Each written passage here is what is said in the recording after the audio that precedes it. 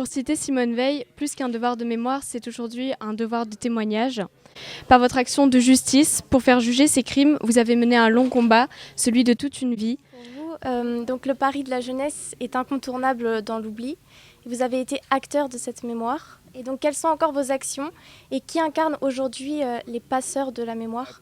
Petit à petit, quand ceux qui ont connu la Shoah, ceux qui ont survécu à la Shoah auront disparu, quand les enfants auront disparu, eh bien ça rentrera définitivement dans l'histoire. Là, il y a une juxtaposition entre ceux qui ont vécu vraiment les événements et l'histoire. Et une fois que ceux qui ont vécu les événements auront disparu, ça rentrera définitivement dans l'histoire et ça sera rentré dans l'histoire grâce notamment aussi à l'action de mes parents, c'est-à-dire aux thèses qui ont été suscitées, aux témoignages qui ont été enregistrés, à la fois par des gens comme Spielberg, mais aussi par les grands centres de documentation. Eh bien, ça rentrera dans l'histoire comme un sujet qui est extrêmement bien documenté d'un point de vue historique. Et ça restera aussi un sujet qui est un sujet philosophique, de savoir comment dans un monde qui était un monde civilisé, avec des peuples civilisés, les gens ont pu non pas se transformer, mais devenir le côté obscur qui est en chacun et commettre des choses qu'on ne pensait pas voir être commis, en tous les cas en Europe, puisqu'il y avait déjà eu des génocides qui s'étaient passés en Afrique, avec les héros notamment, ou le génocide arménien qui s'était produit avec les Turcs.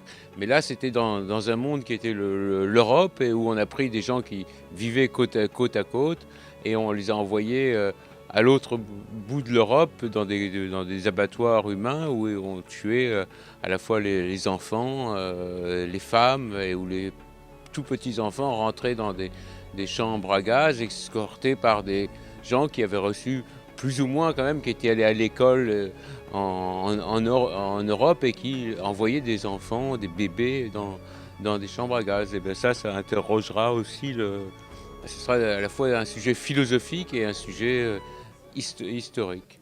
Voilà.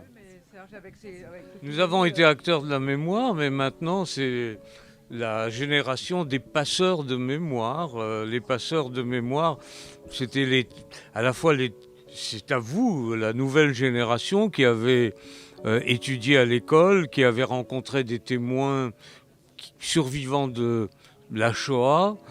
C'est à vous de passer cette mémoire. Hein.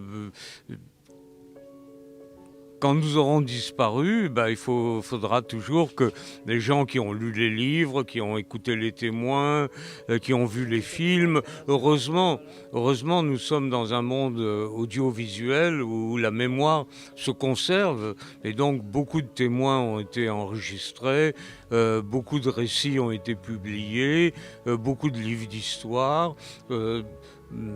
Également, ça se trouve dans les manuels scolaires, les explications. Et puis, c'est un événement, mais la guerre de 14-18 était un très grand événement. Elle est aussi passée dans l'histoire. Il n'y a plus un seul poilu, même s'il y a beaucoup de barbus maintenant, mais il n'y a plus un seul poilu. Et donc, il en est ainsi de tous les grands événements qui marquent l'histoire. Un jour, les témoins disparaissent, les acteurs disparaissent, et l'événement s'inscrit dans l'histoire et dans la mémoire des nouvelles générations. Voilà. On compte sur vous, voilà. Merci.